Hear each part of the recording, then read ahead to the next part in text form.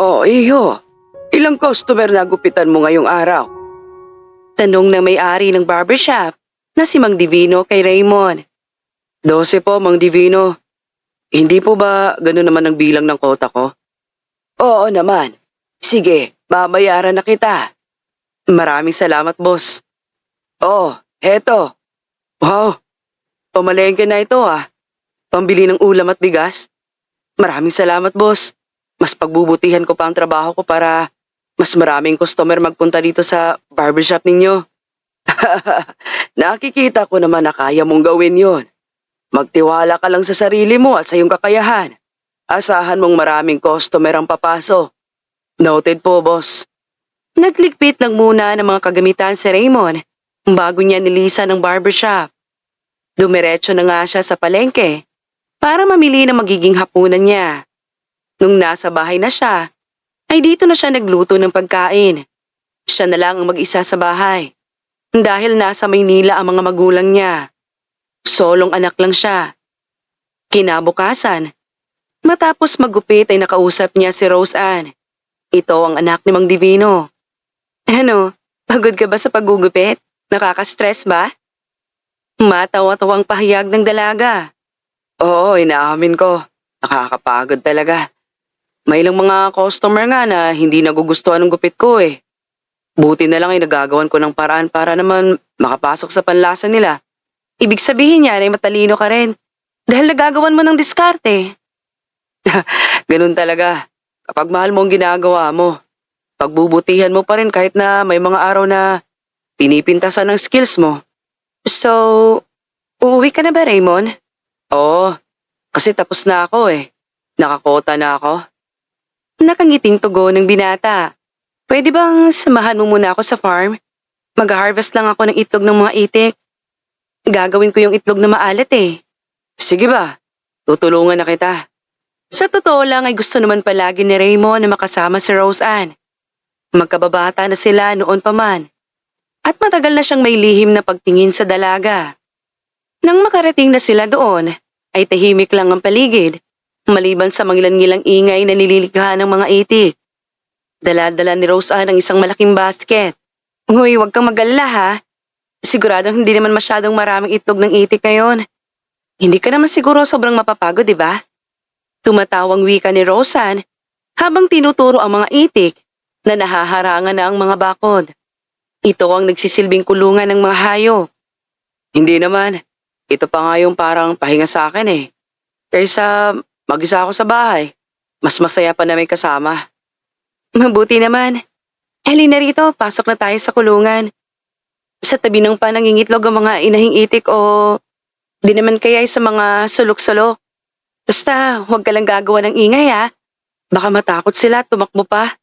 Nang makapasok sa bakod, pumunta sila sa tabi ng pond at tahimik na nagsimulang mangolekta ng mga itlog.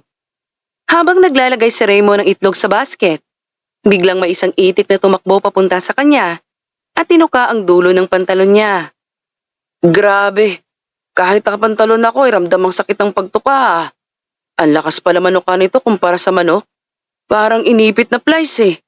Sinusubukan ni Raymond na itaboy pero lalo pang lumapit ang itik sa kanya. Mabuti na lang ay natanggal ang pagkakatuka. Paano ba naman hindi sasakit ang tuka niyan? Ilalaki yan. Ayaw niyang may pumapasok na ibang tao dito. Territorial yan eh. Hoy itik, huwag kang salbahe ah. Magaling na barbero yan sa aming shop.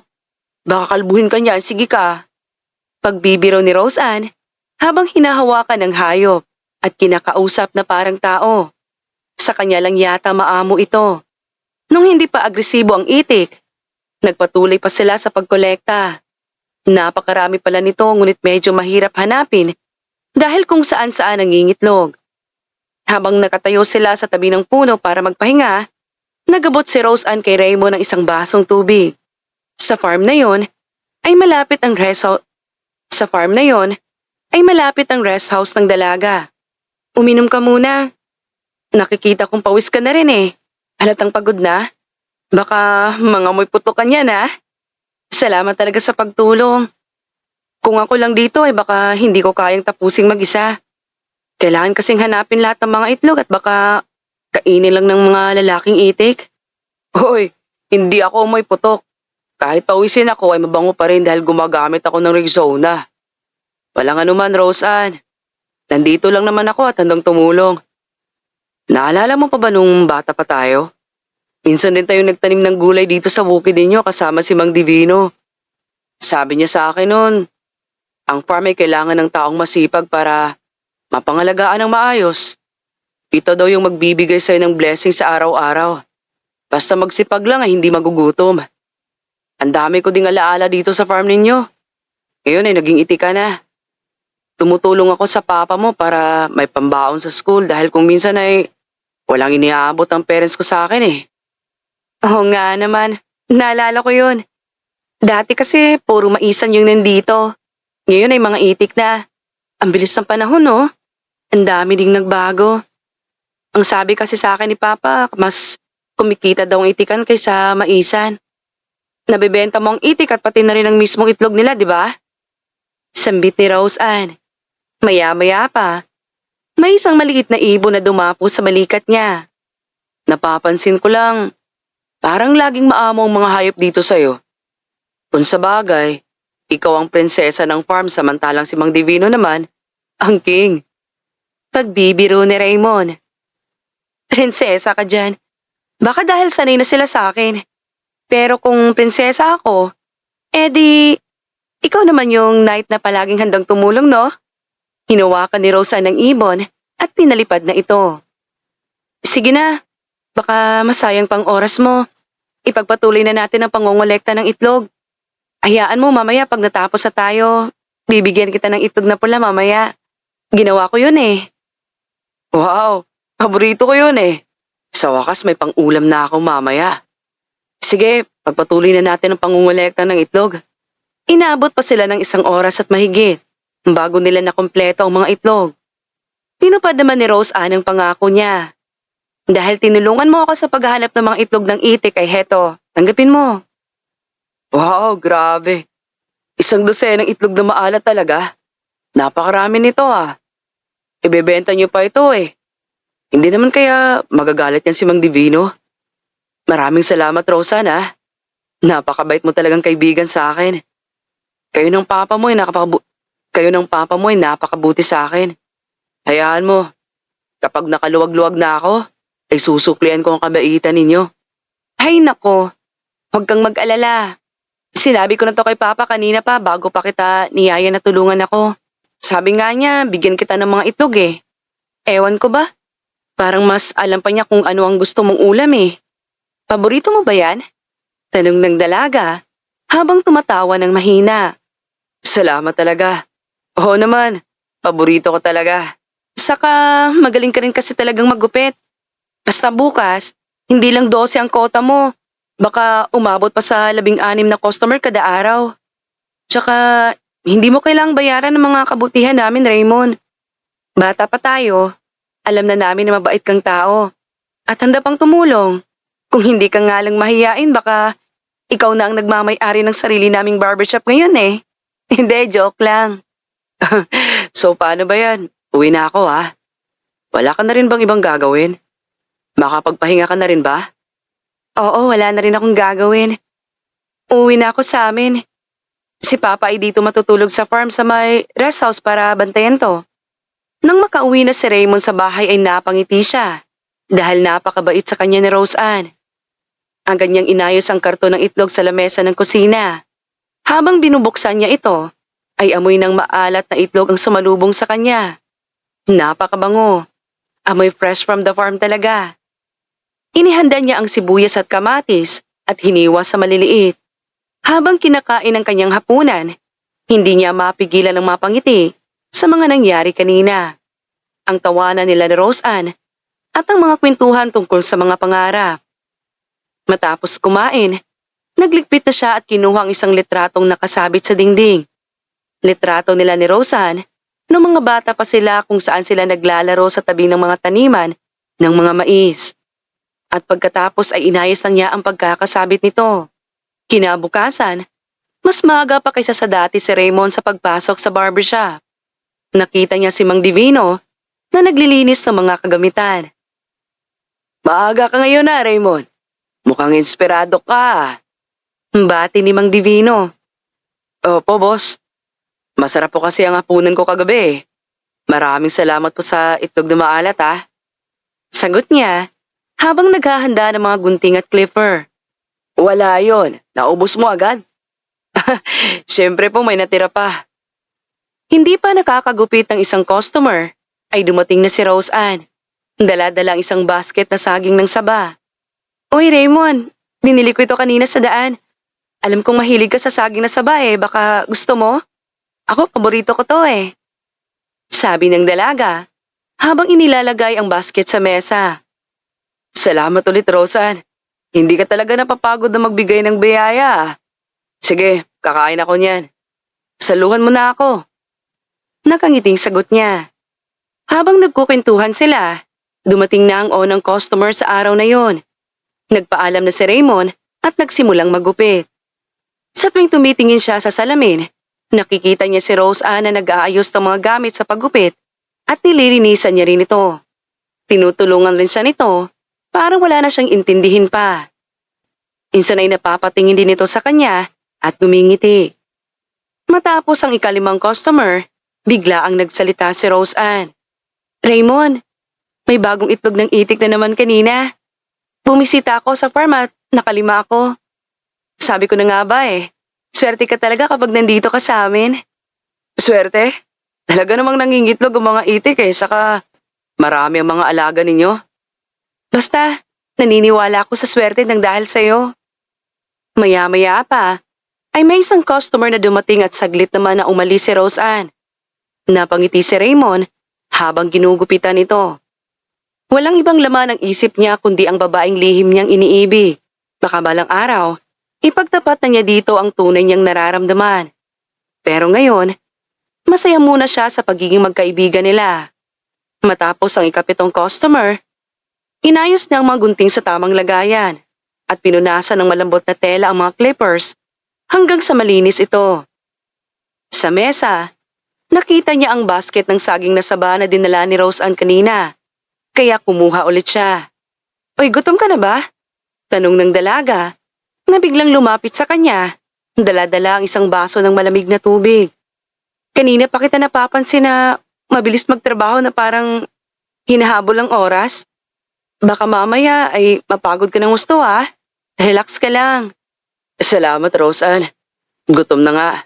Sabi ni Raymond habang tinatanggap ang baso. Hindi pa naman ako pagod.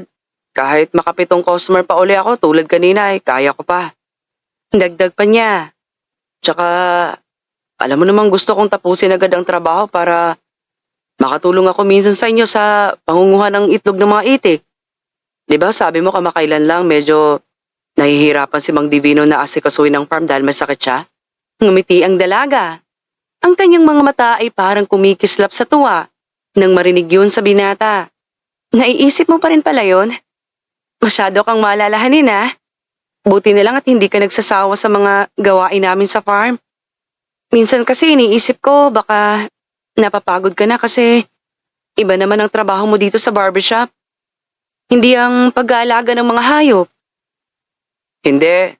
Masaya ako kapag nakakatulong sa inyo. Tsaka mas masaya kapag kasama kita habang gumagawa ng mga gawain na ganun. Kapag hindi ako makapunta dahil maraming customer parang kulang yung araw ko. Ang sweet pa naman bigla, Raymond.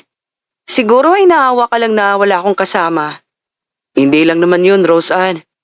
Totoo naman kasing mas masaya kapag kasama ka. Wala pa nung mga bata pa tayo. Ikaw na talagang kasakasama ko kahit sa simpleng paglalaro natin noon. Ngayon kahit sa pagpapakain ng mga itik o sa paghahanap ng itlog. Basta't ikaw ang kasama, parang hindi ko ramdam ang pagod. Tsaka hindi ako kailanman naawa sa'yo. Alam kong malakas ka. At kayang-kaya mong gawin ang mga yon. Gusto ko lang talagang makasama ka sa hirap at ginhawa. Raymond, kahit nakakahiyang umamin pero sobrang saya ko talaga na narinig ko yan mula sa'yo. Nung bata pa tayo, tinutulungan mo akong magtanim ng mais at gulay kasama si Papa, di ba? At kapag ganihan naman ay tinutulungan mo ako sa paglalaga ng mais at masaya natin yung pinagsasaluhan. Mula noon, Ramdam ko ng totoong tao ka. Totoong pinaparamdam mo sa akin. Kaya nga hindi ako nagsisisi na ikaw ang best friend ko eh. Oo, naalala ko nga yun. Nung magkasama tayong nagtanim ng gulay at mais, bigla akong napaisip. Bakit kaya parang ibang pakiramdam ko kapag kasama ka? Parang nagiging fantasy ang lahat eh.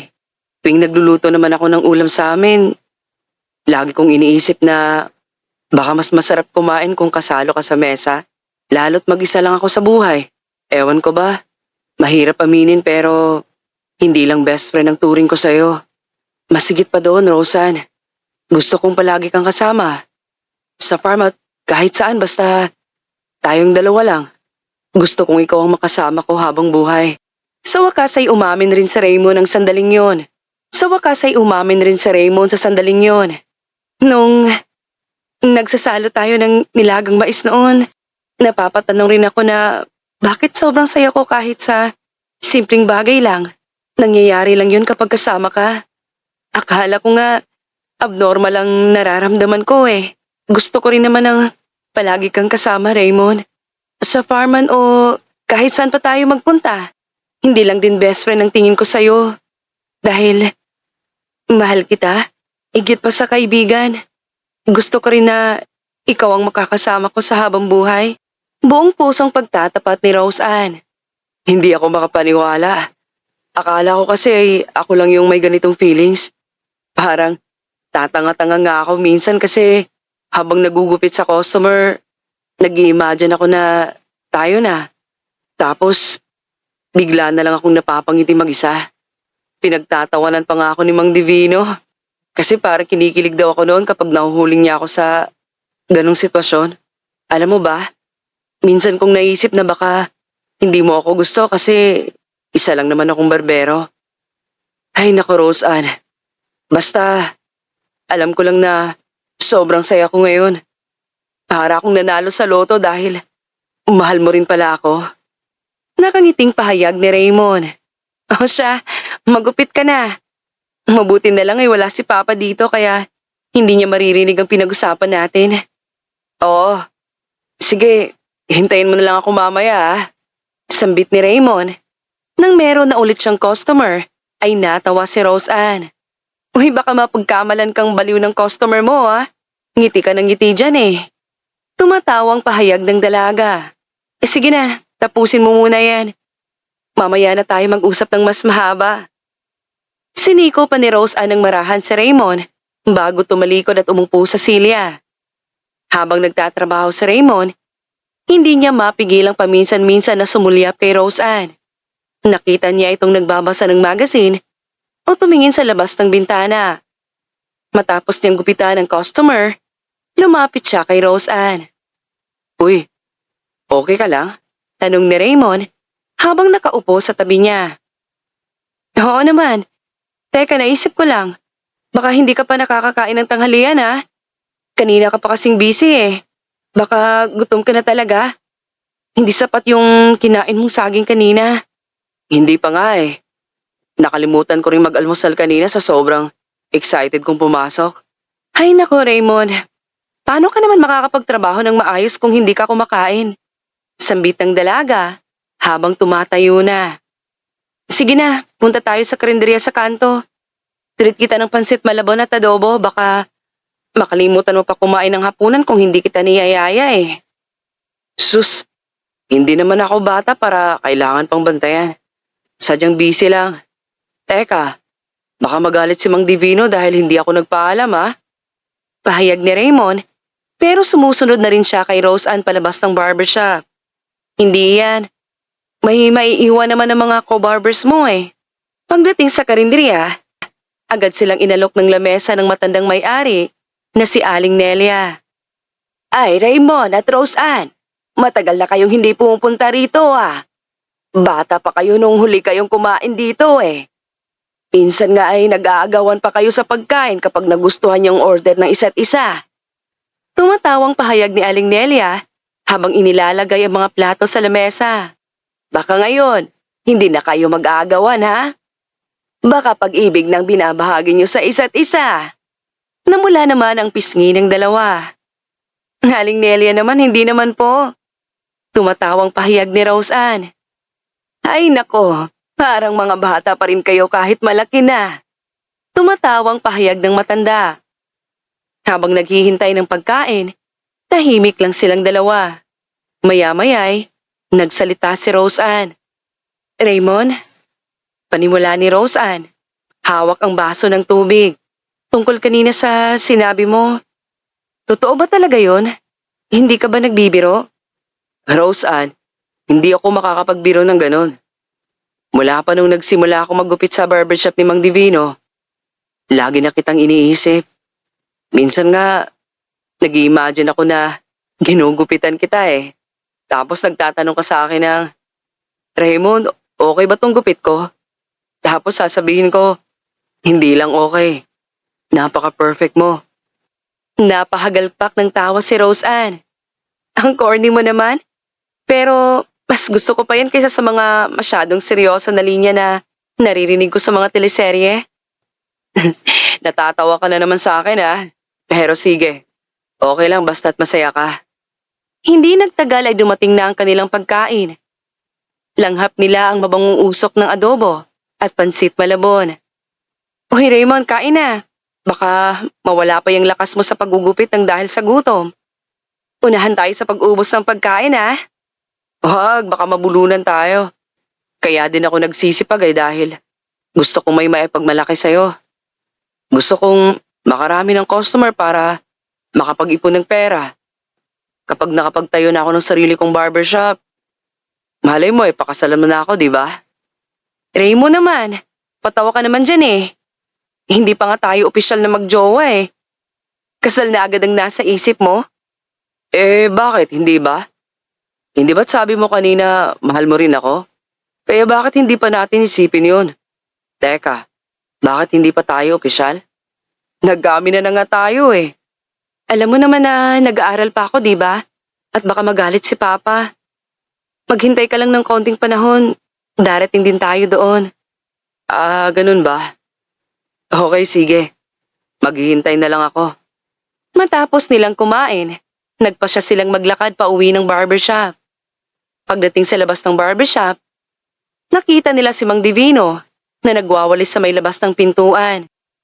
Ay, Raymond, umuwi ka ng maaga sa susunod kapag may pupuntahan ka ha. Baka naman kapag nakakita ka ng ibang barbershop na mas maganda pa kaysa shop ko ay doon ka na magtrabaho. Pagbibirong wika ni Mang Divino. Hindi po Mang Divino, mas gusto ko po dito. Ay nako, alam ko na yan kung bakit gusto mo dito. Mga bata pa lang kayo. Alam ko na kung ano ang nararamdaman ninyo para sa isa't isa. Si Rose Ann, tuwing umaga ay nagtatanong kung nandito ka na ba. Tapos ikaw naman Raymond, tuwing tapos ka ng magtrabaho, nagtatanong ka kung nasaan si Rose Ann. Naghahanapan kayo eh. Namula ulit ang mga pisngi na Raymond at Rose Ann. Si Papa naman oh. Sambit ni Rose Ann.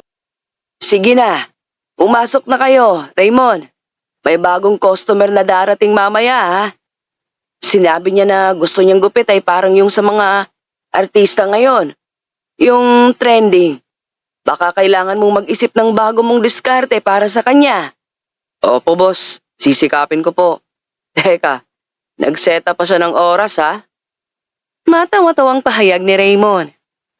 Pagpasok nila sa loob ng barbershop, umupo si Rose Ann sa tabi ng sofa habang si Raymond ay naghahanda ng mga gamit para sa susunod na customer.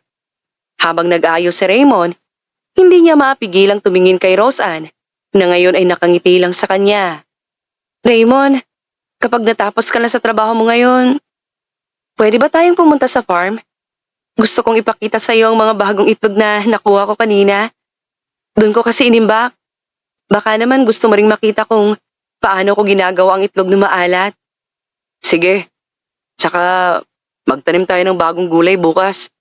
Sabi ni Mang Divino nung nakaraan, kailangan ng bagong tanim para sa farm. Oo naman. Basta't kasama kita, go ako. Sambit ng dalaga. Biglang pumasok ang bagong customer na isang binatang nakamaong at nakapolo shirt. Uy, Raymond, gusto kong gupit ay yung parang gaya sa mga artista ngayon, ha? Yung maikli pero cool. Sambit ng binata. Ah, kayo pala yung tinutukoy ni Mang Divino. Sige, gugupitan ko kayo ng ganon. Sambit ni Raymond. Habang nagtatrabaho si Raymond, iniisip niya na baka ito na nga ang pinakamagandang nangyari sa buhay niya. Isang simpleng barbero lang siya, pero meron siyang minamahal at nagmamahal sa kanya. Matapos ng gupit, nagbayad ang customer at nagpasalamat ng paulit-ulit. Grabe, Raymond. Sobrang ganda ng gupit mo, ah. Babalik ulit ako dito, ah. Tsaka, ipagkakalat ko sa mga kaibigan ko na magaling kang manggupit. Salamat po, boss. Balik ka lang anytime kapag humaba ng buhok nyo. Sambit ni Raymond habang nagwawalis ng buhok sa sahig. Matapos ang kota, lumapit si Raymond kay Roseanne na ngayon ay natutulog na sa sofa. Roseanne, gising na. Pupunta na tayo sa farm. Uy, tapos ka na pala? Tara na nga. Pupungas-pungas sa tugon ng dalaga. Kinuha ni Raymond ang kanyang bag. Nagpaalam kay Mang Divino at binayaran naman siya. Habang si Roseanne ay kumuha ng basket para sa mga itlog. Bago sila umalis, tinignan muli ni Raymond ang barbershop. Isang maliit na lugar lang ito, pero para sa kanya ay doon nagsimula ang lahat ng magagandang bagay sa kanyang buhay. Pagdating sa farm, tahimik lang ang paligid, maliban sa huni ng mga ibon at ang kaluskos sa mga dahon sa mga puno. Ang buwan ay maliwanag nasa kalangitan, parang nag-iilaw lang para sa kanila. Gabi na kasi ng sandaling yon. Tara rito, Raymond. Tawag ni Roseanne habang pumapasok sa kulungan ng mga itik. Dito ko binubura ang mga bagong itlog na pula. Sabi ko sa'yo, mas masarap ito kaysa sa dati. Ah, nakalagay pala sa container na may tubig at asin. Pero di ba mangongolekta tayo ng bago? Oo, kaya sumunod ka sa akin. Sumunod si Raymond kay Roseanne. Habang naglalakad sila sa tabi ng pond, dahan-dahang hinawakan ni Raymond ang kamay ni Roseanne. Hindi na siya nahihiya ngayon. Raymond, alam mo ba nung una akong magtanim ng mga gulay dito kasama ka at si Papa? Iniisip ko na sana palaging ganito lang tayo. Magkasama, nagtutulungan, nagtatawanan. Ngayon, parang naging totoo na yun mula nang sinagot kita. Teka, sinagot mo na ba ako? Amin na lang naman tayo, di ba? Base sa sinabi mo kanina parang ayaw mo pa dahil nag-aaral ka pa. Pero, oo naman. At hindi ko hayaan na mawala ka sa akin. Hindi lang tayo magkasintahan lang. May malalim na koneksyon sa pagitan nating dalawa. Pareho tayong masipag at pareho tayong may pangarap na makapagtayo ng sarili nating bahay. Di ba tama ako? Niyakap ni Roseanne sa Raymond. Oo naman, sinasagot na kita. Yung tungkol lang naman sa kasalang huwag pa. Siyempre, common sense na lang na nag-aaral pa ako at tama ka, Raymond. Gusto ko na magkaroon ng sarili nating bahay. I love you, Raymond. I love you too, Roseanne. Sambit ni Raymond. Habang yakap-yakap nila ang isa't isa, ang mga itik ay nag-iingay na parang masaya sa kanilang ginagawa, kahit medyo madilim na. Nang matapos na nilang makolekta ang mga bagong itlog, ay nagsalita ang dalaga. Tara na, Raymond. Pumasok na tayo sa rest house. Naipakita ko na sa'yo yung simpleng paggawa ng itlog na maalat sa container, di ba? Ngayon naman ay sa pagluluto naman. Baka naman gusto mong matuto para sa susunod ay ikaw nang magluluto para sa atin. Sige, anong klase bang luto ang ginagawa mo sa itlog na maalat? Hindi ka ba gumagawa ng itlog ng balot? Sambit ni Raymond ng masigla. Ginisang itlog na maalat at oo, gumagawa naman ako minsan. Tsaka bukas tayo magtatanim ng mga bagong gulay, di ba? Baka pwede tayong magtanim ng kamatis at sibuyas para sa mga itlog na maalat. Oo, kung yung pagtatanim natin ang magsisilbing banding natin, bakit po naman tatanggihan, di ba? Oo naman, saka huwag kang mag-alala. Ipagtatapat ko rin kay Papa na Tayo na kapag handa na ako. Nakangiting pahayag ni Rose Ann. Oo, ipagtapat mo para naman meron akong basbas kay Papa. Wow, Papa na ngayon ang tawag mo sa kanya ah. Bakit, Roseanne? Masama ba? Samantalang sigurado na tayo sa isa't isa eh. Hindi, natutuwa lang naman ako dahil magiging papa mo na rin siya kapag ikinasal na tayo. Pahayag ni Rose Ann. Yun naman pala eh. Matapos makapagluto ni Rose Ann, ay doon na siya naghapunan. Kasalo siyempre ang dalaga. Nakailang kanin nga sila sapagkat naging mahaba-haba ang kanilang kwentuhan. Pagkatapos maghapunan, ay umuwi na si Raymond sa kanila. Pero bago yon, ay niyaya niya si Rose Ann na minsan ay magpunta sa bahay para doon sila magbanding. Pumayag naman sa kanyang alok ang dalaga. Pero kinabukasan, bago pumasok sa barbershop, ay may tumawag sa cellphone niya. Sinagot naman niya ito. Aling Ofelia, kayo pala. Ano pong kailangan ninyo at napatawag kayo? Tanong niya. Si Aling Ofelia ay kasambahay ng kanyang mayamang lolo na isang CEO. Nagmamay-ari ito ng malalaking kumpanya. May sakit ang lolo mo. Pinapatawag ka niya dito, iho, dahil gusto ka raw niya makita. Tugon ito sa kabilang linya. Ganun po ba? Teka, bakit gusto niya ako makita? Hindi ba't kinakahiya niya ako dahil isa lang akong barbero? Nag-iba na ang sitwasyon, iho. Sa nalalabing buhay niya ay gusto niyang maramdaman ang presensya mo. Nagsisisi na siya, iho. Sana naman ay mapatawad mo siya. Kahit na ganun ang ginawa niya sa'yo. Ano po bang sakit niya? Malala na dahil meron siyang cancer. Biglang napagtanto ni Raymond na lolo pa rin niya naman ito. Kahit na anong mangyari. Kaya naman, pumayag siya at sinabi kay Aling Ofelia na sa Makalawan na lang siya pupunta. Aasahan ko yan, iho ha. Mas lalo ka rin aasahan ng lolo mo. Sasabihin ko sa kanya na pupunta ka para kahit papaano ay sumaya siya. Opo, pangako. Pupunta ako dyan. Maraming salamat, iho. Kinabukasan ay personal niya itong ibinalita kay Rose Ann. Ganun ba? Teka, mga ilang araw ka ba doon? Hanep, may CEO ka palang lolo ah. Ngayon ko lang yan nalaman. Bakit ngayon mo lang yan sinabi? Hindi ko alam. Depende lang siguro kung kailan siya gagaling. Pasensya na. Ayaw ko kasing magmalaki. Samantalang hindi naman ako mayaman. Paano ng relasyon natin? Baka mamaya ay matagalan ka sa pag-uwi ah. Hindi yan. Mukhang mabilis lang yan. May cellphone naman tayo. Doon na lang tayo magtawagan. Sige, aasahan ko yan Raymond ah. Oo, umasa ka. Ikaw pa ba makakalimutan ko? Samantalang mahal na mahal kita eh. Maraming salamat. Mahal na mahal din kita. Babalik ako kapag magaling na si Lolo. Nung araw din yon, ay nagpaalam si Raymond kay Mang Divino. At dahil importante ang kanyang lalakarin, ay pumayag ito. At ipinag-ingat pa siya. Basta wag kang magtatagal ah. Kailangan pa kita dito sa shop. Opo, Mang Divino. Makakaasa kayo. Saka gusto ko pa sanang umamin at sana'y huwag kayong magagalit. Abay, ano yon? Kumukupit ka ba sa barbershop ko? Hindi po. Gusto ko lang sabihin na kami na ng anak ninyong si Roseanne. Mahal ko po siya. At pangako, iingatan ko ang puso niya. Alam ko na yan. Ako pa ba? Marunong ako magbasa ng body language. Gaya nga ng sinabi ko nung nakaraan na ramdam ko na meron kayong relasyon. Walang problema sa akin yun basta't maging tapat ka lang sa anak ko ha. Mahalin mo siya. Hindi lang ngayon o sa susunod na mga araw. Dapat ay panghabang buhay ha. Opo, pangako yan. Bumiyahe pa Maynila si Raymond.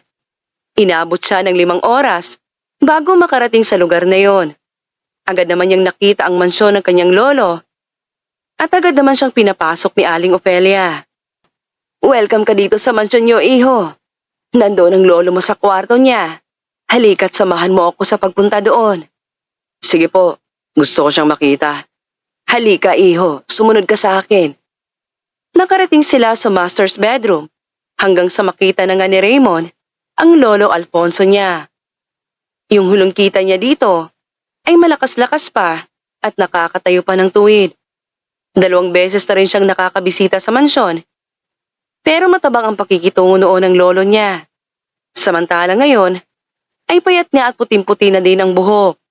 Panay na rin ang pag-ubo nito, kaya sobrang nakakaawang pagmasdan. Apo, nandito ka na pala. Mabuti naman at nakabisita ka sa akin. Nalaman ko po kasi kay Aling Ofelia ang kalagayan ninyo. Nagkasakit kayo kaya nagpunta ako dito. Magalang na paliwanag ni Raymond. Pasensya na nga pala sa naging pagkukulang ko, Apo. Tama nga ang kasabihan na ang pagsisisi ay palaging nasa huli. Huwag niyo na pong sisihin ang sarili niyo, Lo. Wala na sa akin yun. Ang mahalaga ay magpagaling kayo para naman manumbalik ang lakas ninyo. Hindi na ako lalakas pa, iho. Malala na ang sakit ko at may taning na ang buhay ko. Kahit na mag-aksaya pa ako ng maraming pera, hindi na ako makakahanap pa ng mahusay na doktor. Makakahanap ka rin, Lo. Magtiwala ka lang sa Diyos. Aabot pa kayo ng 100 years eh. Malungkot na pahayag ni Raymond. Ayaw niyang nagkakaganon ang lolo niya. Napakabait mong bata, iho. Sa kabila ng pagkukulang ko ay iniisip mo pa rin ang kabutihan ko. Maraming salamat, Apo. Medyo garalgal na ang boses ng matanda at maya-maya pa ay biglang pumatak ang luha sa mga mata nito. Walang anuman yun, Lo. Siyempre, gusto pa po kitang makasama, Lolo. Gusto pa po kitang makasama lalo na't tinanggap na niyo ako bilang apo ninyo. Basta dito ka lang, Apo, ha? Hanggat nabubuhay pa ako. Opo, wala pong problema. Babantayan ko kayo sa buong maghapon. Hindi na sumagot ang matanda at sa halip ay lumawak na lang ang pagkakangiti nito kahit na hirap na ito. Mas lalong nakaramdam ng awa si Raymond. Ramdam niya na sincero na ito sa mga sinasabi. Wala nang halong kaplastikan. Anak ni Lolo Alfonso ang kanyang nanay at kaya lang nagalit ang matanda sa sariling anak ay dahil pumatol ito sa isang mahirap at walang iba kundi ang kanyang tatay. Sa ngayon ay walang paramdam ang mga magulang niya sa kanya. Sa pagkakaalam niya lang ay meron itong negosyo sa Maynila. Ewan ba niya kung may galit sa kanya ang mga ito at minsan lang din tumatawag sa kanya. Pero ayos lang dahil kaya niya namang tumayo sa sariling mga paa. Nagbantay lang naman si Raymond sa lolo at pagkasapit ng gabi ay siya na rin ang nagsubo ng pagkain dito saka nagpapainom ng gamot. Kinagabayan lang siya ni Aling Ofelia sa mga dapat gawin. Habang siya ay mag-isang naghahapunan sa kusina, ay tumawag si Rose Ann sa cellphone. O Raymond, nakarating ka na ba dyan? Kumusta na ngayon ang kalagayan ng lolo mo? Ikinalulungkot ko pero may taning na raw ang buhay niya. Pero inaalagaan ko siya ng mabuti, sweetheart. Ay, sobrang nakakalungkot naman. Pwede bang malaman kung ano ang sakit niya? Ang kwento ni Lolo habang sinusubuan ko siya ng pagkain ay meron daw siyang cancer at stage 3 na. Ha? Stage 3? Naku, ipagdarasal ko ang lolo mo at sana ay gumaling na siya para mas matagal pa kayong magkasama. Maraming salamat, sweetheart. Napakabait mo talagang girlfriend. Pero teka, hindi mo pa ako tinatawag na sweetheart, ha? Nakakailang sweetheart na ako, deadma ka naman dyan. Tumatawa-tawang pahayag ni Raymond. Oo na, sweetheart. Yun palang call sign natin, ha? I love you, sweetheart. I love you too, sweetheart. Pahingi naman ng flying kiss dyan, oh. Walang flying kiss, kundi sound kiss lang. Ito, oh. Marami pa silang pinag-usapan sa kabilang linya. At makaraan ito, natulog na rin sila dahil inabot na ng 12:00 ng hating gabi ang kanilang usapan. Natulog si Raymond sa isang malaking kwarto na itinuro sa kanya ni Aling Ofelia. Malaki din ang kama ng kanyang hinihigaan. Kasya pa nga ang 4 na tao doon. Isa-isang iglap ay nagbago ang buhay niya nang dahil sa pagpunta sa mansyon ng lolo niya na isang bilyonaryo. Kinabukasan, si Raymond ang nakatoka na maglabas sa kanyang lolo gamit ang wheelchair. Alam mo ba, Sa loob ng 2 kong pagkakaratay sa higaan ay, ngayon lang ulit ako makakalanghap ng sariwang hangin. Pahayag ng matanda. Bakit ayaw niyong magpalabas kay Aling Ofelia, Lo? Kung gusto niyo palang magpahangin nung wala pa ako dito. Ewan ko ba, Apo? Nananakit kasi yung katawan ko kapag inilalabas ako eh. Pero kapag ikaw ang kasama ko ay parang gumagaan ang pakiramdam ko. Napakaginhawa. Si Lolo talaga. Masyadong bolero. Hindi ako nambobola. Totoo yun, Apo. Saan mo gustong pumunta, Lo? Gusto mo ba sa parke para mas maganda ang tanawin? Oo, Apo. Mabuti pa nga dahil maraming puno doon. Opo, kasi bago ako nakarating sa mansyon niyo ay nadaanan ko ang parke na yun. May mga Bermuda grass pa nga po. Mga bulaklak at pati na rin fountain. Ah, kaya pala nakabisado mo. Gusto mo ba magkaroon ng magarang kotse? Bakit po? Anong gagawin ko sa magarang kotse, Lo? Kaya nga nagtatanong ako sa iyo, Apo. Gusto mo ba ng magarang kotse? Magbibigay ako sa iyo para hindi ka na magkukommute. Siyempre po, gusto. Basta galing sa inyo. Baka bukas, ibibigay ko ang susi sa iyo. Ipapaturo na din kita magmaneho sa driver kong si Cholo. At para din magkaroon ka ng driver's license. Thank you so much, Lo. Napakabuti niyo talaga sa akin. Nako, hindi naman na po. Kulang pa nga yan eh. Dahil sobrang laki na ng naging pagkukulang ko sa'yo. Hindi ba't high school lang ang tinapos mo? At nang dahil sa kahirapan ng buhay ay hindi ka nakapagkolehiyo. Nang dahil sa hindi kita natulungan nun ay hindi ka tuloy nakatapos. Kasalanan ko ang lahat. Nandito na tayo sa park, Lo. Napakaganda, di ba? Ayos lang yun, Lo. Kahit na hindi ako nakapagtapos ay meron naman akong trabaho. At yun ay ang pagiging barbero ko. Oo nga, napakaganda nga, Apo. Kahit na. Kung hindi dahil sa kadamutan ko ay meron ka na sana magandang trabaho. Siguro tinuruan ako ng Diyos kaya binigyan niya ako ng sakit para matauhan ako. Wala nang sisihan, Lo. Pass is pass. At dahil nandito na tayo sa park ay ililibot na kita para mas malibang kayo. At nang dahil sa malaking pagkukulang ko, Apo, kapag nawala na ako, ang lahat ng kayamanan ko ay ipapasa ko sa iyo. Wow, talaga po? Pero malayo pa mangyari yan. Napakahaba pa ng buhay niyo eh. Napakaikli na lang, Apo. Huwag mo nang pahabain pa ang buhay ko. Nahihirapan na nga akong mabuhay nang dahil sa sakit ko. Matanong ko lang, Apo. May girlfriend ka na ba? Dahil sa klase ng tanong ng kanyang lolo, naman kahing itago ni Raymond ang tungkol kay Rosan, kaya't naipagtapat niya ito sa matanda. Ayos lang yan, Apo. Ilang taon ka na nga uli? Ilang taon ka na nga uli? Hindi ba't nasa tamang edad ka na? 23 years old po, Lo. Sa katunayan nga niyan, si Rosan po ay anak ng amo ko sa barbershop. Ah, ganun ba? Napakabait naman pala ng pamilya nila. Nakakasahod ka ba naman ng malaki doon? Hindi naman po malaki pero nakakasweldo naman po ako ng tama. Nababayaran ko ang mga bills sa bahay at nakakain ng 4 na beses sa loob ng isang araw. Wow! Kaya pala hindi ka payat, Apo. Masusustansya pala ang mga kinakain mo. Opo naman, mahirap magkasakit eh. Hindi nga po ako kumakain ng junk food. At kahit anumang bisyo, hindi po ako sumusubok. Maganda yan, Apo. Gusto ko na maging healthy ka at hindi magkasakit na katulad ko. Siya nga pala. Kagaya mo rin ako noong unang magkaroon ng girlfriend. Nasa 23 years old pa lang ako.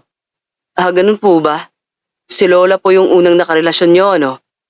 Sumalangit na ho ang kaluluwa ni Lola. Magalang na tanong ni Raymond. Oo, tama ka, Apo. At kagaya ng papa mo ay nanggaling din siya sa payak na buhay. Mawalang galang na po, Lo, ah. Bakit natanggap mo si Lola kung nanggaling pala siya sa payak na pamumuhay? At bakit si Papa ay hindi? Nagtatakang tanong ni Raymond. Habang nagbibigkas ng salita si Lolo Alfonso, ay biglang umihip ang napakalakas na hangin. Dahil dito, ay parang mas gumaan ang kanilang pakiramdam. Inaamin ko noon, Apo, nung magpakasal ang mama mo sa papa mo ay ayaw kong matulad siya sa akin. Malaking ini-expect ko sa kanya at syempre, puro pera lang ang nasa isip ko noon. At ang gusto ko ay mayaman din ang mapapangasawa niya. Pero nung magkasakit ako ay dito ko napagtanto na walang saysay ang pera dito sa mundo. Ang tunay na mahalaga ay ang pag-ibig na kahit walang pera ay nagdadamayan. Tingnan mo yung parents mo ngayon. Nandito sila sa Maynila. At kahit may simpleng negosyo ay nagdadamayan pa din. Kaya nilang harapin ang hirap at ginhawa. Nagtataka nga ako sa kanila eh. Hindi sila bumibisita sa bahay at minsan lang rin ako kumustahin kapag tumatawag sila sa cellphone. Hindi kaya ayaw na nila sa akin bilang anak? Eh sa inyo lo, bumibisita ba sila sa inyo nung nalaman nila na may sakit kayo? Wala. Hindi sila bumibisita sa akin. Siguro ay may dahilan sila at mukhang nahiya sila na magpunta dito. Ganito na lang ang gawin mo, Apo. Mamaya ay tawagan mo sila at sabihin mo na pinapapunta ko sila dito. At para malaman mo na rin ang dahilan sa hindi nila pagbisita sa'yo. Maganda yan, Lo. Para na rin sa ikabubuti ng pamilya ko ay tatawagan ko sila mamaya. At sana naman ay magkabati-bati na tayo. Masarap po mabuhay kapag walang tampuhan at puro pag-ibig na lang po tayo. Tama po. Ganyan nga ang gusto kong mangyari. Nung matapos nang ilibot ni Raymond ang lolo, ay umuwi na sila. At dito na niya tinawagan ang mga magulang. Ma, nandito po ako sa Maynila. Inaalagaan ko po si Lolo. Pwede po bang magpunta kayo dito? Pangungumusta ni Raymond. Andito ka rin pala sa Maynila, anak. Bakit hinahanap ba ako ng lolo mo? Kumusta na ang kalagayan niya? Opo, Ma. Hinahanap ka po ni Lolo. At hindi lang po kayo, kundi pati na rin si Papa. Ang gusto niya kasing mangyari ay magkabati-bati na tayo. Sige anak, pupunta kami dyan. Mabuti naman ay lumambot na sa amin ang puso ng lolo mo. Pati na rin sa akin, Ma. Kaya nga po pinapunta ako dito eh. Nagsisisi raw po siya sa naging pagkukulang niya sa akin kaya nga po gusto niya magkaayos na tayo. Para naman maging mapayapa daw ang paglisan niya dito sa mundo. Nasabi niya yan sa iyo, anak? Ganyan na ba talaga kalala ang kalagayan niya? Opo. Kaya magpunta na po kayo dito ni Papa. Oo, anak. Makaraan nga lang ang ilang oras ay nandun na si Aling Sylvia at si Mang Anton, na ama ni Raymond. Agad nilang pinuntahan si Lolo Alfonso at sabay-sabay silang nagmano. Mabuti naman at nandito na kayong dalawa. Masaya akong makita kayong dalawa. Nakangiting pahayag ni Lolo Alfonso. Pa, kumusta na po ang lagay ninyo? Hindi ba't gagaling pa naman kayo? Maluhaluhang pahayag ni Aling Sylvia. Patawarin niyo ako, Pa. Kung ako ang napangasawa ng anak ninyo. Sadyang mahal ko lang siya. Magalang na sambit ni Mang Anton habang hawak ang kamay ng matanda. Hindi mo kasalanan na mahalin ang anak ko. Kung sino man ang may kasalanan, ay walang iba kundi ako. Naging istrikto ako sa anak ko. Gayong napakabuti mo namang asawa sa kanya. Huwag nang magsisihan pa. Nakaraan na yun eh. Ang mahalaga ay makasama namin kayo. Magtutulungan kami ng anak ko na alagaan kayo. Paliwanag ni Aling Sylvia. Oo anak, mabuti ay nagkapatawaran na tayo. Pero matanong ko lang, bakit nga pala hindi kayo bumibisita sa bahay ng apo ko? Alam niyo bang nagtatampo siya sa inyo? Hindi po ako nagtatampo, Lo. Nagtataka lang naman ako eh. Yun ba? Ako na magpapaliwanag, anak. Sige po, pakikinggan ko, Pa. Ang totoo lang, anak, ay kapos na din kami sa buhay ng mama mo. Yung maliit namin na negosyo ay biglang nulugi. Wala na kaming hanap buhay kaya dumidiskarte na lang kami ng kung ano-ano. Dahil sa wala na kaming mapadala sa iyo, anak, ay naisipan namin na huwag nang tumawag sa iyo dahil nahihiya na kami ng sobra. Nung nabalitaan namin na namasukan ka na manggugupit sa shop ay dito na namin napagpasya na huwag nang pakialaman ang buhay mo, anak. Lalo't nakakatayo ka na sa sarili mong mga paa. Mahinahong paliwanag ni Mang Anton sa kanya. Ganun po pala ang dahilan nyo. Sige po, naiintindihan ko na po. Wala na sa akin yun. Patawarin mo sana kami ng papa mo, anak. Wala na sa akin yun, ma. Kalimutan nyo na po yun. Mahinahong tugon ni Raymond. Nawalan pala kayo ng hanap buhay. Hayaan nyo. Tutulungan ko kayong mag-asawa. Bibigyan ko kayo ng malaking halaga para magkaroon kayo ng negosyo. Naku pa, maraming salamat po. Napakabuti niyo talaga sa amin. Nakakatawa ka naman, anak. Mabuti ba ako? Kung kailan ako nagkasakit ay doon ko napagtanto ang mga pagkakamali ko. Mahal na mahal ko po kayo pa. At kahit kano pang sabihin ninyo ay, napakabait niyo pa rin para sa akin. Mahal na mahal ko rin kayo pa. Wika ni Mang Anton. Ako din naman. Mahal na mahal ko po kayo, Lolo. Sambit ni Raymond. Mahal na mahal ko rin kayo. Nangingilid ang mga luhang sabi ng matanda. Sabay group hug nilang lahat. Napakasaya nila na para bang walang pinagdadaanan. Kinagabihan ay yung mga magulang niya na lang ang nagbantay kay Lolo Alfonso. Samantalang siya ay nasa terrace at naisipan niyang tawagan si Roseanne. Kumusta na si Lolo? Teka, parang masaya ang boses mo ngayon, sweetheart ah. Ayun, sweetheart, masaya kahit may dinaramdam. Masaya ako dahil magkakasama na kami. Alam mo bang nandito ang mga parents ko? Nagkaayos na kami. Ganun ba? Di happy family na kayo niyan. Teka, kailan ka uwi dito, sweetheart? Tutal ay, nandyan na kayo pareho. May magbabantay na sa lolo mo eh. Huwag kang mag-alala, sweetheart. Bukas magpapaalam ako kaya makakapunta na ako dyan sa susunod na linggo. Magkikita na ulit tayo. Masayang pahayag ng binata. Mabuti naman.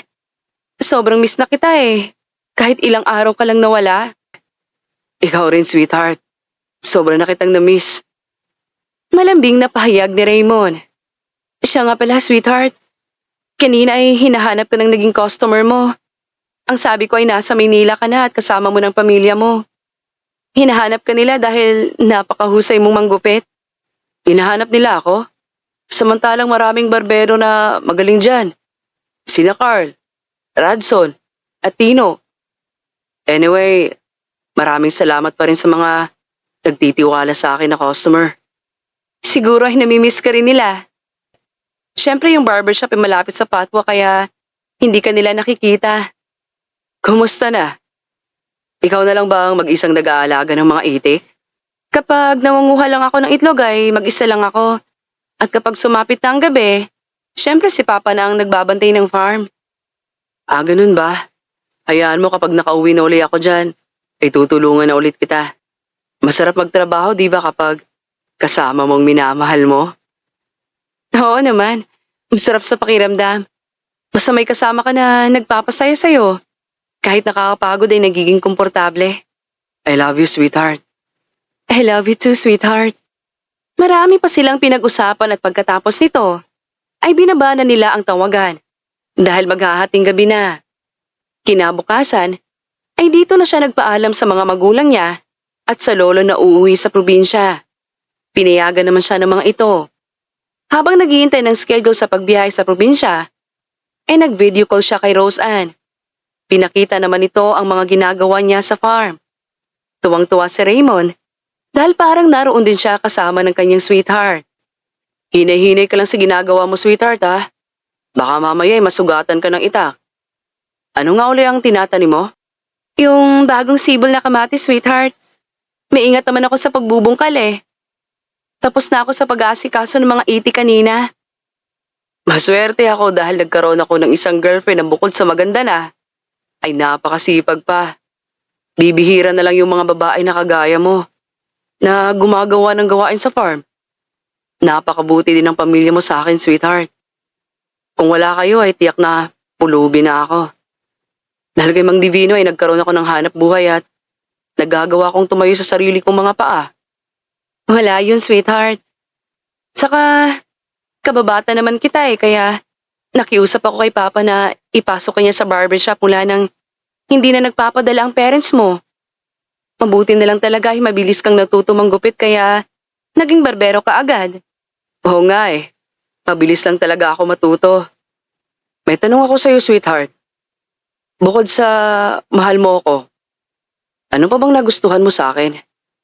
Siyempre yung pagiging masipag mo din at higit sa lahat ay matulungin ka sa kapwa mo. Katulad na lang nung tinutulungan mo ako kapag pumupunta tayo sa farm. Napakalaking bagay na yun sa akin dahil kahit hindi mo yung trabaho ay handa ka pa rin na tumulong sa akin. Bakit naman kasi kita hayaang mapagod mag-isa, sweetheart? Pwede naman tayong dalawa ang mapagod. Masaya akong nagdadamayan tayong dalawa. Kaya nga kita love eh. Hayaan mo, bibisita din ako dyan kapag walang masyadong ginagawa. Bibisitahin ko si Lolo.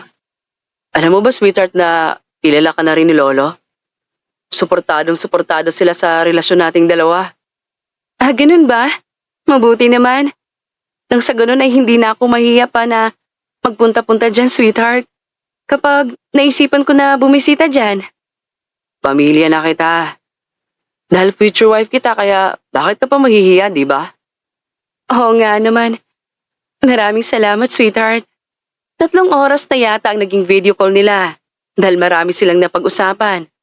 At pagkatapos nito, ay pinatay na nila ang kanilang tawagan. Makaraan ng 1 linggo, ay dito na nag-flight si Raymond pauwi ng kanilang probinsya. Sumalubong naman sa kanya si Rose Ann sa airport at mahigpit siya nitong niyakap. Mabuti naman at ligtas na naka-arrive ang eroplano.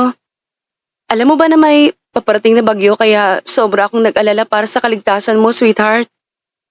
Ah, oo. Maulap ngayong himpapawid eh. Siyempre, palagi ako magiging ligtas dahil matibay ang pagkakapit ko kay God. Yan nga ang isa sa nagustuhan ko sa iyo, sweetheart eh. Sobra kang makajos. Siyempre naman. Siya lang naman dapat ang pwede nating lapitan eh. Tara na, umuwi na tayo. Tara na. Saan ba tayo dederecho? Siyempre sa bahay ko. Marami kasi akong ibibigay na pasalubong sa'yo. Ah, ganun ba? Thank you so much. Excited na akong makita. Nang makapunta na sila sa bahay, ay agad niya ngang ibinigay ang mga delata, damit, juice, at ilang alahas. Ang lolo niya ang may pakana nito. Dahil gusto nitong bigyan niya ng ilang regalo ang nobya. Ang gaganda ng mga alahas, pati na rin ng mga damit. Maraming salamat dito, sweetheart ah. Halatang luxury ah. Walang anuman. Si Lolo lang din naman ang nakaisip niyan eh. Nakangiting pahayag sa kanya ni Raymond. Napakabait talaga ng lolo mo.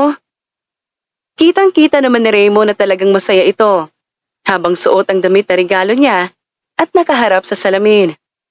Mas lalo kang gumaganda kapag suot mo yan. Kamukha mo na si Park Shin-hye pero Filipina version. Yung Korean actress ba? Parang napakalayo naman. Sobrang ganda nun eh. Maputi lang siya samantalang ikaw morena. Pero pareho kayo ng mga mata na medyo bilugan. At isa yan sa mga katangian mo na nagpapaaliwala sa mukha mo. Pareho kayo na may natural na tangos ng ilong. May matamis na ngiti na nakakahumaling. At may kilos na desente pero kaakit-akit. Nax, kinilig ako sa pambobola mo ah. At baka mapaniwala mo ako ah. Maraming salamat. Nagsasabi lang ako ng totoo at hindi yun pambobola. Pagkasabing yun ni Raymond, ay bigla siyang niyakap ng dalaga. Dahil dito, ay gumanti siya ng mas mahigpit na yakap. Ramdam na ramdam niya ang ligaya kapag kasama si Rose Ann. Sabay na silang naghapunan at pagkatapos nun ay hinatid na niya ang dalaga sa tahanan nito. Dahil dito, ay nakita siya ni Mang Divino. Hindi ko akalain na apo ka pala ng isang CEO bata ka ah. Paano ba naman kasi masyado kang down to earth eh? Hindi naman po ako ang mayaman kundi si Lolo lang, boss. Laki po ako sa hirap. At nasaksihan niyo po yun. Siya nga po pala. Meron din po pala akong regalo para sa inyo. Sige, nasaan na? Excited na akong makita. Sambit ng matanda. Ito po, mamahaling alak. At ilang damit baka sakaling magustuhan niyo. Hindi ko po kasi alam kung anong gusto niyo kaya yan po muna ang regalo ko. Nako, kung alam mo lang iho, gustong gusto ko ng alak. Nakikita mo naman na mahilig akong uminom ng kulapo, hindi ba? Masarap kasi at swabe sa lalamunan. Yan pa kayang mamahaling alak? Gusto ko rin ng mga damit kaya maraming salamat iho. Napakabait mo talagang bata. Ano, magtatrabaho ka pa rin ba sa akin bilang barbero? Oo naman po. May 2 linggo pa ako dito bago bumalik sa Maynila. At sa loob ng mga araw na yun ay magtatrabaho po ako sa inyo. Yung mga magulang ko na kasi ang nagbabantay kay Lolo. Ibig sabihin pagkatapos ng 2 linggo ay babalik ka ulit sa probinsya. Opo, para mabisita ko lang ulit si Lolo Alfonso. Iyon ay kung papayagan niyo ako. Siyempre papayagan kita, iho. Sino ba naman ako para hindi pumayag, di ba? Maraming salamat po, boss. Napakabait niyo po talagang amo. Walang anuman. Sadyang maluwag lang ako lalo na kung magaling at pasipag naman ng barbero gaya mo. Naks, nambola na naman kayo dyan, boss. Hindi ako nambobola. Sadyang totoo lang mga sinasabi ko. Pagkatapos silang mag-usap ni Mang Divino, ay iniwanan na silang dalawa kaya nakapag-usap ulit sila nang masinsinan ni Rose Ann. Sobrang namiss kita, sweetheart. Iba pa rin talaga ang pakiramdam kapag kasama mo ng personal ang mahal mo sa buhay. Oo nga Alam mo ba nung magkausap tayo sa video call? Gustong gusto kitang yakapin nun. Kasi yung pakiramdam ko kapag malayo ka parang hindi na kita makakasama habang buhay Buti na lang nagpaalam ako kay Lolo kaya nakabalik ako dito. Makaraan ng 2 linggo ay sumama ka sa akin, sweetheart ha. Para naman makita mo rin si Lolo. Oo, sweetheart, sasama ako pero syempre magpapaalam muna ako kay Papa para naman makapunta sa Maynila. First time pong makakapunta dun Teka, kailan ka magpapatuloy sa pag-aaral? Tatanungin ko pa siguro si Lolo kung kailan niya ako pagpapaaralin. Paliwanag ni Raymond. Sabi mo nga pala may ibibigay ang lolo mo sa'yo na kotse? Makikita ko rin ba yun sa pagpunta natin doon? Sabi mo nga pala may ibibigay ang lolo mo sa'yo na kotse? Makikita ko rin ba yun pagpunta natin doon? Excited na tanong ni Rose Ann. Oo, makikita mo rin yun pero hindi pa sa akin ibibigay ni Lolo. Siguro ay sa pagbalik ko doon. Kapag marunong na akong magmaneho, ipapasyal na kita kung saan-saan sa Maynila.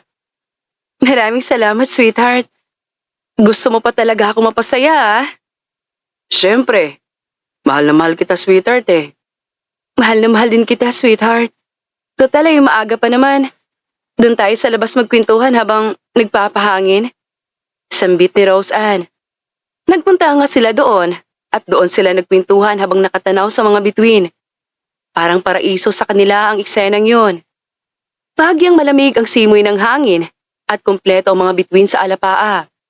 Ang hilingan ni Raymond sa loob-loob niya na sana'y hindi na matapos ang bawat sandali na yun. Nakakasiguro ka na ba, sweetheart, na ako ang para sa'yo? Seryosong tanong ng dalaga. Oo naman. Hindi liligaya ng ganito ang puso ko kung hindi ako sigurado sa'yo. Sobrang saya ko sa'yo, sweetheart. Kaya siguradong sigurado talaga ako sa'yo. At pangako, sa hirap at ginhawa, ay palagi mo akong karamay kaya walang iwanan. Oo naman, sweetheart. Bakit ko naman iiwanan ng mahalagang tao sa buhay ko? Kaya habang buhay ako sa piling mo. I love you, sweetheart. I love you more, sweetheart. Malambing na tugon ni Raymond at inakbayan niya ang girlfriend at ang dalaga naman ay sumandal sa balikat niya. Pareho nilang pinagmasdan ang mga nagniningning na bituin sa kalangitan. Sa 2 linggong nagdaan ay puro pagbabanding lang nila ni Rose Ann ang inatupag nila at syempre, nangyayari yon pagkatapos ng kanyang paggugupit. Kaya naman, nasulit nila ang bawat sandali nila. Pagkatapos nito, ay sumama si Rose Ann sa kanya papunta ng Maynila. Kaso nga lang, ay merong masamang balita. Umanaw na si Lolo Alfonso bago sila makarating doon. Napuno ng pagdadalamhati ang pamilya ni Raymond. Sobrang nalungkot na din si Rose Ann sapagkat hindi man lang niya nakausap ang lolo ni Raymond. Samantala, habang pareho silang nagbabantay sa burol ng matanda, nung pangatlong gabi ng lamay nito, kinausap ni Rose Ann si Raymond. Matulog ka na, sweetheart. Ako na lang ang magbabantay sa lolo mo. Sige. Maraming salamat, sweetheart. Nakatulog ka naman kanina, di ba? Oo, Ma, pa, matulog na tayo. Si sweetheart na raw muna ang magbabantay. Maraming salamat, Iha. Hayaan mo, sa umaga, kami naman ang papalit. Ikaw naman, Iha, ang matutulog sa ganoong oras. napakabuti mo na, napakabait mo naman, Ineng. Napakaswerte ni Raymond sa'yo. Napakamaalalahanin mo pa. Ikaw, anak, ha? Napakahusay mong mamili ng magiging girlfriend. Okay, sige. Matutulog na kami, Iha, ha? Sweet dreams po sa inyo. Magalang at nakangiting pahayag ni Rose Ann. Kinabukasan, ay natanggap ni Raymond mula sa abogado ng lolo niya ang kayamanan nito, ang mansyon at ang magagarang kotse at syempre ang malaking kumpanya. Dahil dito, ay tuwang-tuwa ang binata pero dahil gusto pa niyang mag-aral, ay ipinagkatiwala na lang muna niya sa mga magulang ang ari-arian. Total, ay nakapagtapos naman ang pag-aaral ang ina, kaya ito muna ang hahawak. Makaraan ng isang linggo, ay inilibing na rin si Lolo Alfonso. Napakaraming nakiramay ang takilibing, kabilang na ang mga kaibigan ng matanda at syempre, mga kamag-anak. Samantala, nagpatuloy sa pag-aaral si Raymond at noong makapagtapos na, ay dito na niya pinag-aralan ang paghawak ng malalaking kumpanya bilang isang CEO. Agad niya naman itong natutunan kaya naging maayos at matiwasay ang pamamahala niya. Samantala, nakaraan ng 6 na taon ay nagpakasal na sina Raymond at Rose Ann. Nag-honeymoon sila sa 5-star hotel. Grabe yung naging kasal natin, sweetheart, kanina. Napaka-ingrande. Yung altar ay nakaset up na may buhangin tapos may malaking art na gawa sa flowers and leaves. Sa likod nito ay makikita din ang sea and sky kaya napakaganda. Ikaw pa ang gumastos ng sweetheart, ha? Pinabongga mo talagang kasal natin. Siyempre naman, gusto ko maging memorable ang wedding natin. Siya nga pala, sa akin ka na magtatrabaho, sweetheart, ha? Total ay college graduate ka na rin. Gagawin kitang supervisor sa kumpanya natin para magkasama na rin tayo sa work. Oo, gusto kong maging supervisor sa kumpanya natin. At hindi lang yan, sweetheart. Palalakihin ko din ang barbershop ni Papa Divino. At pati na rin ang farm ninyo. Sabihin mo kay Papa Divino, mag-hire na siya ng maraming barbero. At ako ang magpapasahod. Oo, sweetheart. Napaka-generous mo talaga. Maraming salamat. I love you, sweetheart. I love you too, sweetheart. Naging mapayapa at masagana ang buhay ng mag-asawa. Sa kanilang pagtutulungan, ay mas lumaki palalo ang kanilang kumpanya. At nadagdagan pa ang kanilang negosyo. Gaya na lang ng pagpapatayo ng mga kondominium sa dating asyenda. Ngayon ay nagdadalang tao na si Rose Ann at malapit ng mga anak. Doon na rin sila nakatira sa iniwang mansyon ng lolo. Kapag hindi busy, ay nakakapag-road trip sila gamit ang magagarang sasakyan. Nagkapangakuan naman silang mag-asawa na gagabayan at aalagaan ng mabuti ang kanilang magiging anak. Malayo ka man, mahal lagi mo tandaan. Hindi magbabago, pag-ibig ko'y sa'yo lamang.